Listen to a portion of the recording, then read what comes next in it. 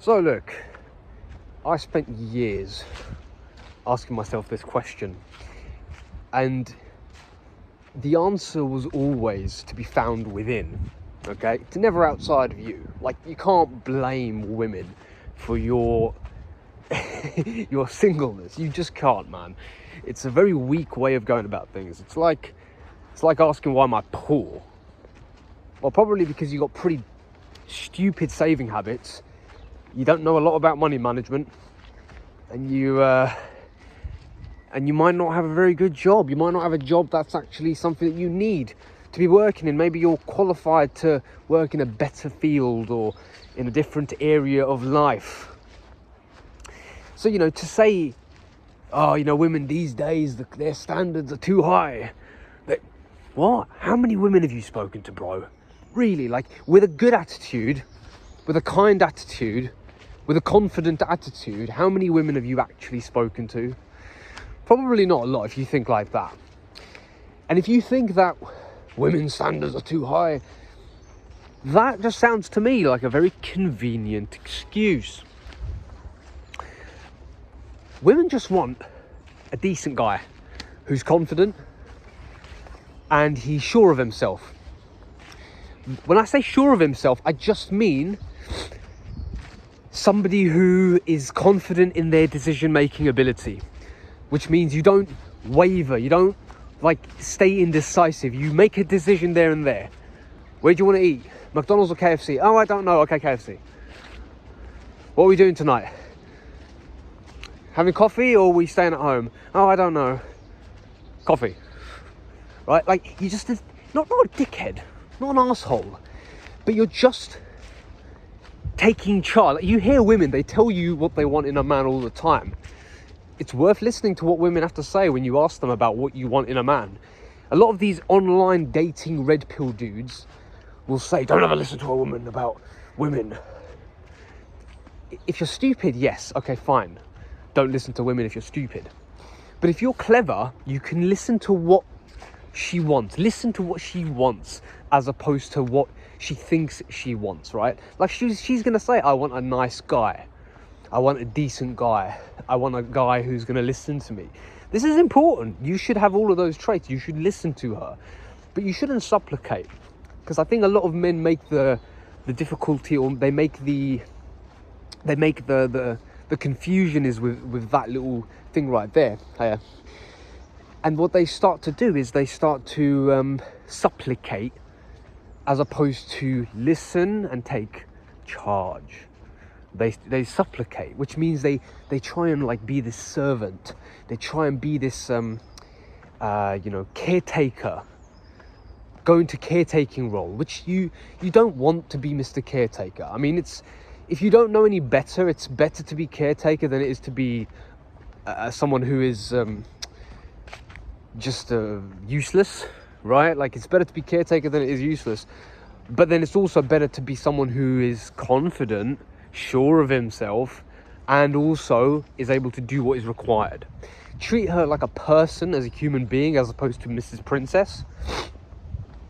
But then also treat her specially, right? You're treating her like a special person. Like, she's not just a random person in your house. She's someone you've chosen to be there.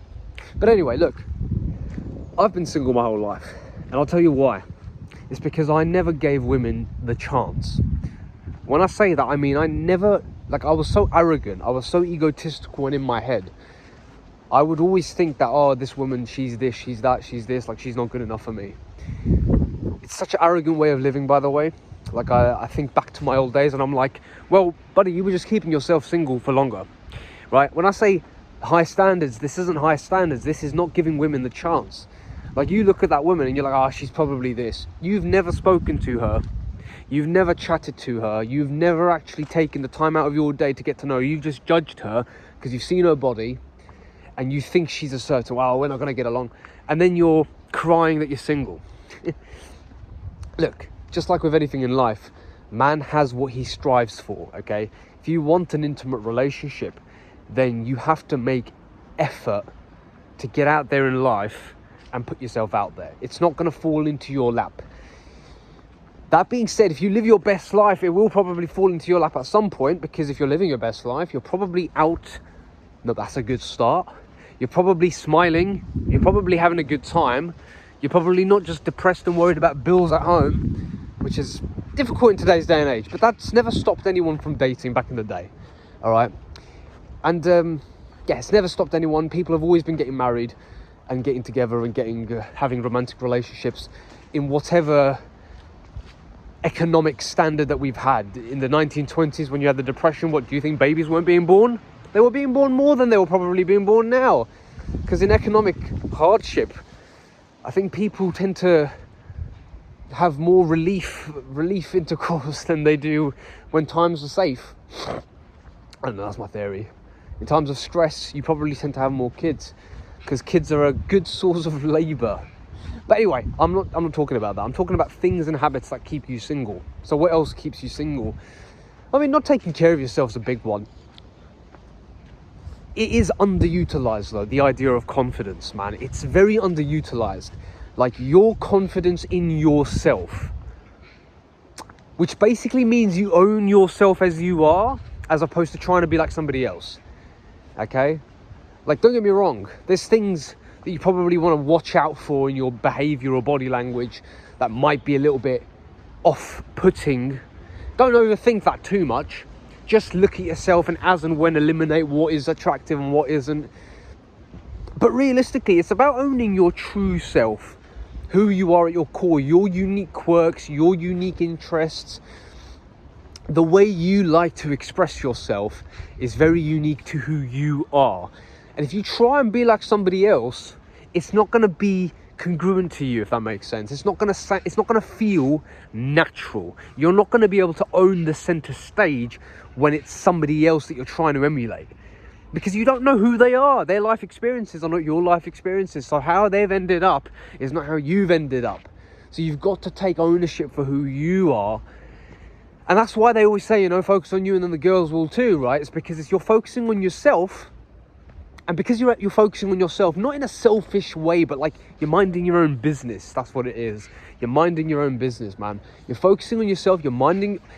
What really did this for me, by the way, was focusing on the Most High, focusing on God. Because what focusing on God did for me, and has done and continues to do for me, is it helps me mind my own business. Because the only person that I'm looking to please then is Him.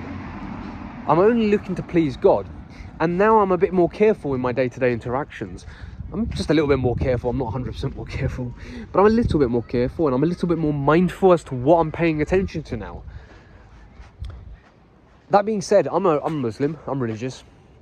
But does that mean you should become a shut-in and don't socialise anymore and don't date anymore? I mean, dating with a haram intention, I think is a different story. Like, if you're just looking for a one-time thing, then, you know, that's I think that's an illicit intention behind the action.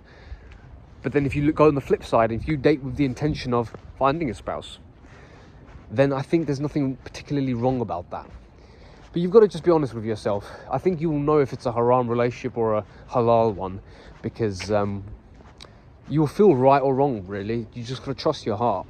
But I'm not talking about religion right now. I'm talking mainly about things that are keeping you single, habits that are keeping you single.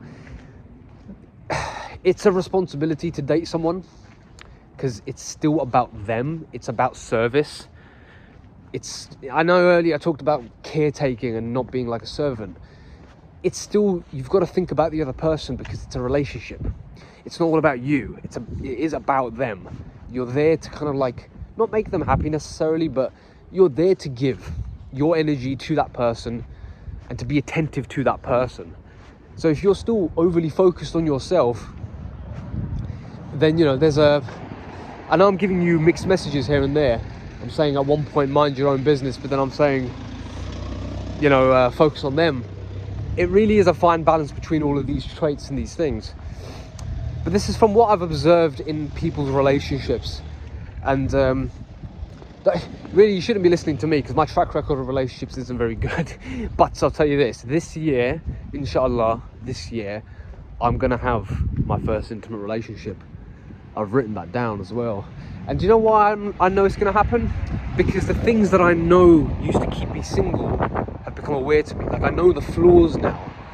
I know those things that I used to do that would keep me single. Like, I would literally see a girl and it would be a perfect opportunity. And you know what I'd say to myself in my head? Oh yeah, bro, I don't really want a relationship right now. Convenient excuse. And at that moment, I'd feel it. I'd feel like, oh, I don't want a relationship right now. I'd feel it, really. Like, but then I'd go back to feeling lonely, or feeling like I'm, missing out, or feeling like I'm not even those. Those aren't good reasons to get into a relationship, actually. I'm missing out and lonely. They're pretty poor reasons.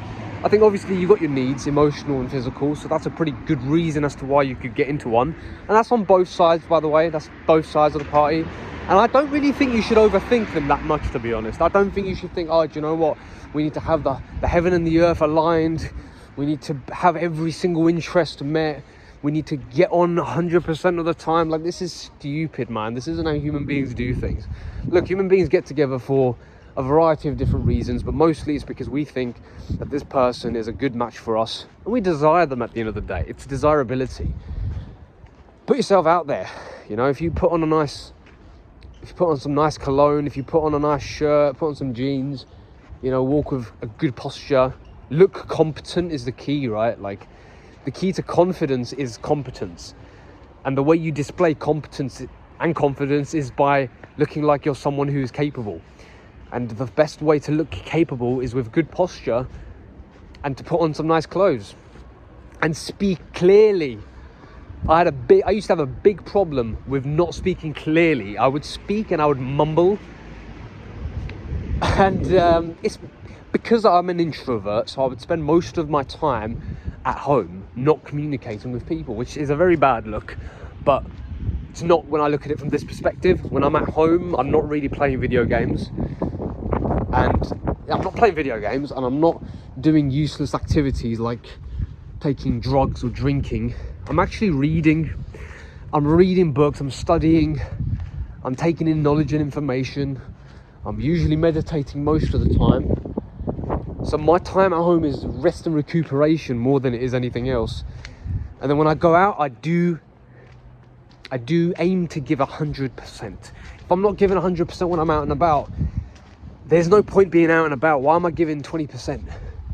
It doesn't make any sense, because you're not actually doing anything, right? The whole point of being out and about is to give 100%.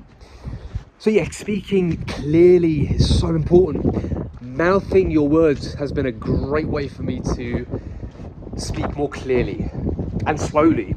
When I say mouthing my words, I mean just using your whole mouth and tongue and face to communicate. It's such a huge difference, by the way, like using your whole face to communicate as opposed to just thinking that it's your mind, because that's what a lot of people do, right? Is they use their mind and they try and communicate just with their mind, and then what ends up happening is you're not using your whole physical organism as an apparatus to communicate. You end up using use a monotone tonality, because you're just using one dimension of communication, and then you're not able to communicate 100% effectively. Where is the bloody place where I'm trying to go? So communication really is a subtle art. It's a cool art though. I have spent years honing it.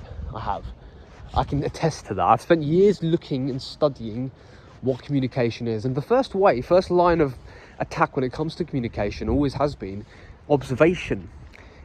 Go and hang out in competent circles where people are social and observe. Like, I'm never going to be Mr. Extrovert who's able to communicate with people with this high energy for the whole day. I will never be that guy. I've tried to be that guy. I just burnt myself out.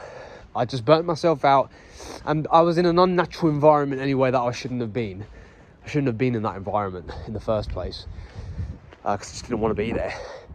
And it wasn't my calling, but I needed to go into this environment. It's a previous job that I used to have. I went into this environment so that I could learn social skills, so that I could learn how to communicate effectively, so I could learn the art of communication and oratory and speaking. because it is a topic that fascinates me. I've always been fascinated by rhetoricians and orators and people who are good communicators. I've always been fascinated by them. And it can turn into quite a deceptive art, but I'm not using it for the purposes of deception. I'm using it for the purposes of clear communication, because I used to be a socially awkward kid and I wanted to know how to communicate effectively to the point where it's engaging and it's something that draws people in and that your message is heard and clearly communicated. Because look, you can have all the greatest ideas in the world. You can be one of the greatest thinkers of all time, but if you can't communicate it in a way that gets the message across to people, and by the way, the people that you're communicating to are the laymen. You're not communicating to these hyper-intellectual people who you read in the books like Schopenhauer and Nietzsche and what's that guy, Arthur Mortengau? I don't know why his name came to mind. I don't think he's actually a philosopher. Pretty sure Arthur Mortengau was the author of the Mortengau Plan, which was a plan designed to split Germany into a country that no longer exists. Anyway, he's a philosopher, right? Anyway, he's an intellectual, who cares? So you're not communicating to him. You're communicating to the layman. You're communicating to the normal person, which means your audience is normal people. And if you're trying to communicate any idea to them, any idea that's worth selling your point to them, it could be fundraising, it could be selling an idea for politics, it could be trying to pitch an idea to your client, whatever, it's the same thing. You're selling, right? And to sell requires your ability to communicate to be very effective. Don't try and be somebody else, because I tried doing that. I tried to be somebody else when I'm selling. It doesn't work. You need to use your methodology, and whatever's congruent to you is what's going to work. But anyway, all of that, I'm going to wrap it up, come right back to dating. Your methodology is going to be the one that works.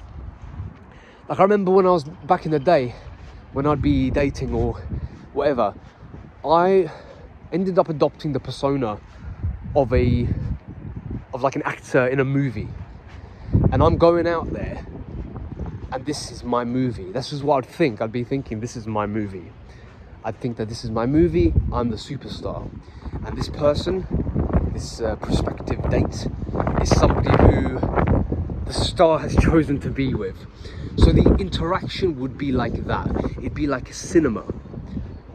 And when I would speak to this person, it would feel like it is just me and this person in the movie. It's just me and this person who are in this situation. We're in a bubble and nobody else knows what's going on. It's quite strange, but that's what it would feel like. And the way I was able to engineer that is because I was being 100% unique to me and my experience. So I hope that cleared things up a little bit.